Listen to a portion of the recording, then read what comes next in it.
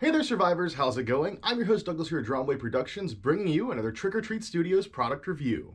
And we're going to be continuing our trend looking at painted faces because we've been taking a look at clowns, and now even more clowns with a piece from Terrifier.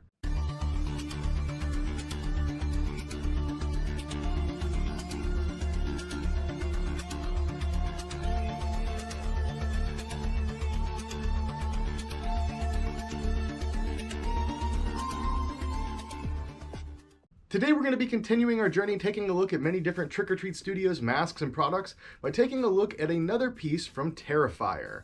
In the past, I've taken a look at a few different pieces from Terrifier, namely the original latex Art the Clown mask, but today we have a new Art the Clown mask with the injection molded plastic art mask. Art the Clown's status as a slasher icon is undeniable, and so far we have seen many different masks and costumes of Art come out from many different companies, some of which even work directly off of the screen use molds. Today though, we're going to be taking a look at something a bit more stylized. For a few years now, Trick or Treat Studios has been offering a latex Art the Clown mask, which I think is a pretty decent mask. Honestly though, it is definitely one of the products that benefits the most from a repaint. I repainted a few of those and I think they look pretty spectacular with a more accurate paint job. This, however, is not going to be that type of product. We're not shooting for accuracy, we just want something cool and stylized. Now, as for the sculpture itself, I actually like this a lot more in person than I thought I would. The product images on the website I don't think do a great job of showcasing how this mask looks, but in person, the sculpture is a lot better. With this mostly being a black and white design, you have to let the light hit it just right to really capture all those details with the shadows. And most companies would have went ahead and airbrushed gray or even just some black in certain areas to highlight those details, but Trick or Treat Studios did leave them nice and stark white, which personally I like a little bit more. Let the actual lighting do the work. However, for the product images on the website, I don't think it shows up really well. So I would say the sculpture is actually pretty nice, although it definitely works much better from the front than from the side. You can really tell how much they kind of pushed in a lot of those details for a plastic mask. In particular, I think the nose is the thing that sticks out or doesn't stick out the most.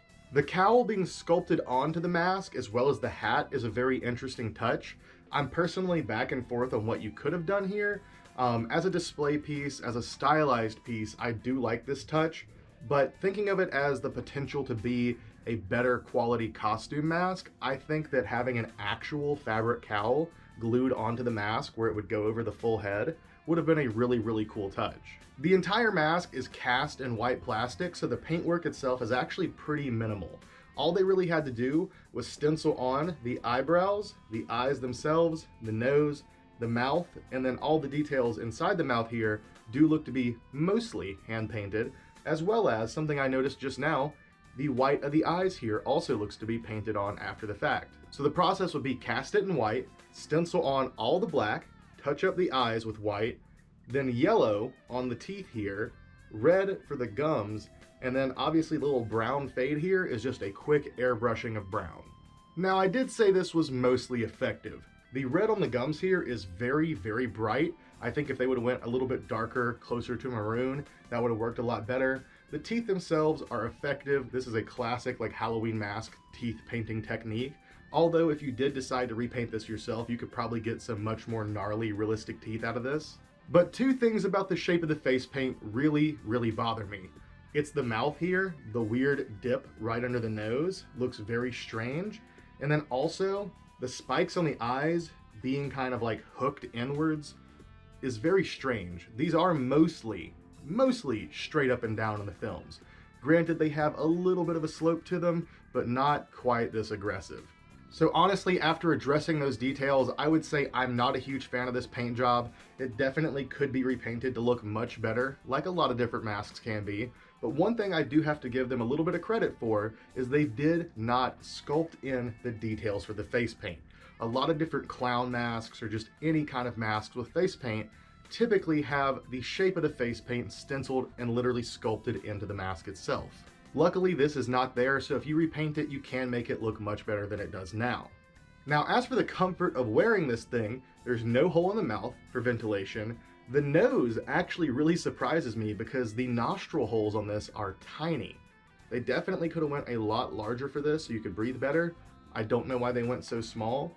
But yeah, there's that. And then as for visibility, you do have the entirety of like the iris and the pupils missing from the eyes here, so that's a little bit better visibility than a lot of different Trick or Treat Studios masks. And as for wearing it, like most plastic masks, it has an elastic band.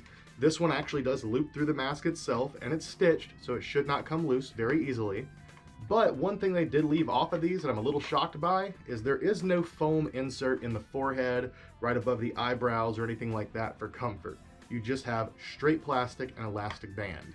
Now this one I'm not going to be taking off of the display tag, so I can't say how comfortable it genuinely is wearing it, but that is something that you typically do like to see on these types of masks. And now I've reached the point in the video where I read you all the excerpt directly from the Trick or Treat Studios website, so let's go ahead and take a look.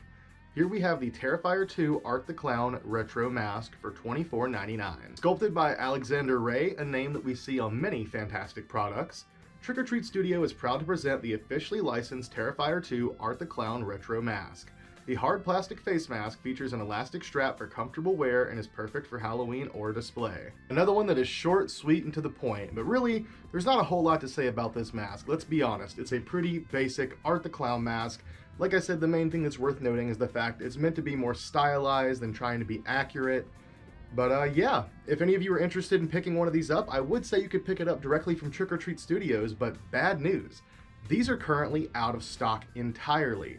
But remember all that stuff I mentioned earlier about having fabric go around the brim of the mask and be a full head mask and be a little bit more of a true costume piece versus a collector's piece? Trick or Treat Studios does offer something like that with their deluxe edition injection mask, so if you're interested in picking up one of those, they are still available, and honestly, they are really, really cool. But if you're still interested in adding one of these to your collection for completion purposes, or you just really like the style of the retro mask, I strongly recommend that you pick one up from one of the many other retailers that does carry Trick or Treat Studios products. And with that being said, I think that about does it for today's video. I love you all, thank you for watching, I hope you guys enjoyed today's video. Stay tuned for some more videos coming very soon, and I'll see you next time.